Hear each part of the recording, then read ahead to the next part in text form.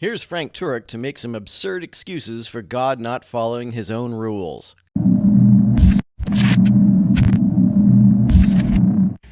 But a question I have, it kind of has dealt with my past. Definitely grew up as an atheist, and an atheist for a couple years of college. But when we talked about moralism, or we're talking about moral standards, how do we reconcile the moral standards that we see in the Old Testament versus the moral standards of the New Testament? So when I refer to the Old Testament, I'm typically referring to specifically like Joshua and Judges, where you see the Israelites going into Canaan and conquering kingdoms, and it's saying to devote that all to utter destruction, man, woman, livestock, burned to the ground, killed. You also see the women being made slaves or being added into the family, but also that you see the God of the New Testament says every life has there's sanctity to life, and that every life has meaning, and I'm dying for that meaning, but yet you see all these people dying. Well, how are we supposed to hold God as a moral standard when his own morality seems to be so inconsistent? There's a bunch of issues in there. Let's just take the hardest issue, which I think is this one. Is God immoral for killing the Canaanites? Right? That's basically what you're talking in Joshua, okay? Well, first of all, the question I want to ask is, if there is no God, why is any Old Testament atrocity wrong? Because atheists typically answer this question. I understand you're not an atheist, but when they say, well, the God of the Bible is immoral, I go, time out, what's your moral standard? If you're an atheist, there is no moral standard. A common argument apologists make when you point out immoral things that the Bible describes God doing is that atheists have no objective morality, therefore they can't say that anything God does is immoral. First of all, this dodges the question. Secondly, when I point out things that God has done which are immoral, I'm not saying that they are immoral by my own moral standard. I'm saying that the Bible describes God as being a hypocrite. He's not following his own moral standards. That seems to be the nature of this lady's question. She doesn't even claim that what God did was immoral. Her question was about the contradiction between God saying that life is sacred and then ordering the extermination of an entire culture. There are many examples of God having inconsistent standards. Another is that he prescribes an eye for an eye and a tooth for a tooth as his preferred standard of punishment, but if you believe that he sends people to hell for eternity, then that principle of proportionality goes out the window. And the new standard is eternal torment for an eye and eternal torment for a tooth. The problem with this is not just that I don't like what God is described as doing. The problem is that God seems not to live up to his own standards. It's just your opinion, okay? But a fair question for an atheist would be to say, yeah, but you're saying your God's loving, so it's a problem for your worldview. Yeah, I gave 2 examples of God being immoral by his own standards. Okay, fair enough. So the next question I want to ask is this. Is God arbitrary, or does he give reasons for judging people in the Old Testament? Solid question. He gives reasons, right? He doesn't just wake up like a mob boss and go, Canaanites, I want them dead, right? He's got reasons for it. He gives very nonsensical reasons. He says that every single Canaanite, even the infants, are guilty of something somehow. Although sometimes he torments people and then refuses to give any explanation as to why. For example, when he tormented Job, and when Job dared to ask him why, God got all indignant and gave him the "who are you to accuse me" treatment. And probably the biggest reason, after 400 years of warning, is that the Canaanites were sacrificing their children on the molten hot god Molech, this idol. They would heat this thing up, it was metal, and then they'd put their babies on the arms of this being, this idol, and watch their babies sizzle to death. In fact, Plutarch, who was a Greek writer, this is not in the Bible, he says that the villagers would beat their drums louder when this was going on so the parents couldn't hear the screams of their own children. So God's solution to that was to send the Israelites to exterminate the children instead? Can you see how that looks hypocritical? William Lane Craig says that it's okay to order the unaliving of children because they'll go straight to heaven. Even if that's true, why send the Israelites to do it with swords and clubs? God could have just magically beamed those kids into heaven. What was the point of doing it in a much more painful way? Being sacrificed. Now, on every college campus I go to, typically an atheist will stand up, well, if there's a good God, why doesn't he stop all the evil in the world? Well, here's a situation where God saw evil and said, that's it, we got to stop it. Israelites, go stop it.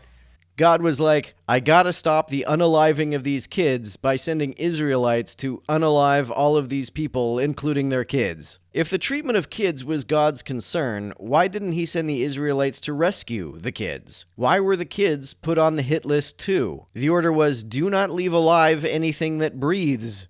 So not only was there no attempt to save the children, any marmot who happened to be wandering through Canaan at the time would also have had a very bad day. Connect the dots for me here. How was this necessary to stop sacrifices to Moloch? Frank said God gives reasons for his judgments. What was his reason for judging the animals? Did they worship Moloch too? Frank portrays what happened to the Canaanites as though it was done out of compassion for the poor sacrificed children. But given that he ordered the extermination of all of the Canaanites, including the children, it seems like concern for their well-being was not really the issue. If he just wanted to stop the sacrifice of children, God could have just made all the Canaanites infertile. They can't sacrifice children if they can't have children in the first place. Also, if he wanted to get rid of the culture, universal sterility would be just as effective.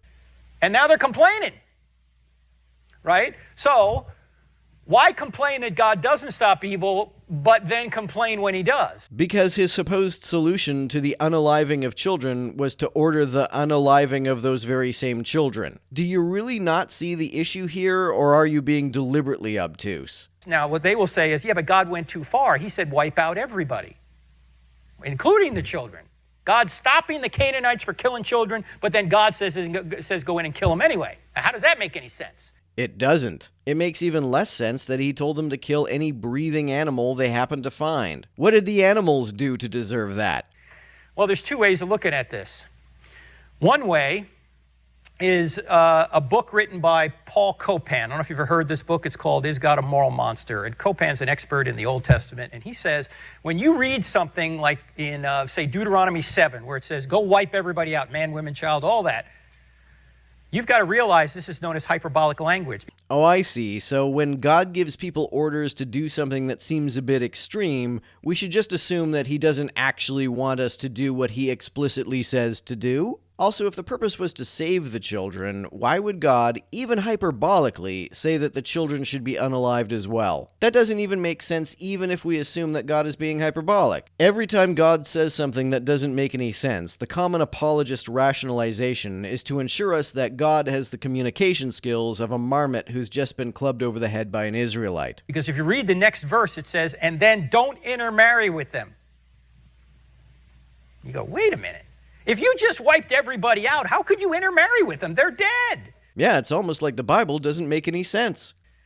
The point is that in the ancient Near East culture, they used language like this to demonstrate that this had to be a victory, a decisive victory. If the Bible was divinely inspired as a message from God to humanity as a whole, why would it phrase things in such a way as to be confusing to anyone not living in the Zitzim Leben of whatever scribe happened to be writing it down? If the instruction to the Israelites was tailored for the Israelites of that time and place, why put it into scripture that is supposedly intended for the consumption of everyone?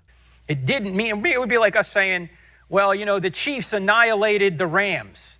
We wouldn't mean that the Rams no longer exist, right? It's just a strong way of saying they beat them badly. Again, if the point of what was done to the Canaanites was to rescue the children, why would God, even hyperbolically, order the unaliving of those children he was supposedly saving? Why was there no instruction to rescue the children? Was that just to be assumed? It sounds like God's problem was not really what the Canaanites were doing to the kids, but rather the fact that they were worshiping a God that wasn't him. Is God committing murder by ending lives on earth? When somebody dies, does God murder them? No, God can't murder anyone because he's the creator of life. How does that follow exactly? How does creating life somehow make it okay to take life? And how does that make it any less hypocritical for God to say that life is sacred and then destroy that life? I've heard apologists say that because God created us, anything he does to us is therefore moral. I really don't see how that follows. What objective, non-circular justification is there for such a principle? Also, this retains the problem of why, if his purpose was to keep the children from being unalived, did he order the children to be unalived? This is counterproductive to the supposed goal, regardless of whether you consider it to be murder. So when he takes life, that's up to him.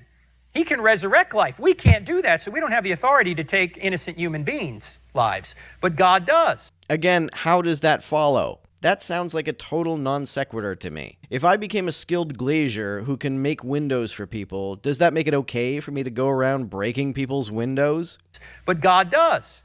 So if God wants to take somebody's life, he can. Non-glaziers don't have the skill to make new windows for people, so it's wrong for them to go around breaking people's windows, but glaziers can make new windows for people. So if they go around busting people's windows out without their consent, there's no moral problem, right? And even if we grant that God had a reason to unalive the Canaanites, why order the Israelites to do it with clubs and swords when God has the power to do it himself by simply making them all magically vanish painlessly, or simply magically sterilizing them? Why is he inflicting suffering upon them when he can stop them from doing evil without inflicting any suffering? If he has a reason for it, he might explain the reason, he might not. I guess Frank's already forgotten that his earlier defense was that God gives reasons for the harm he inflicts.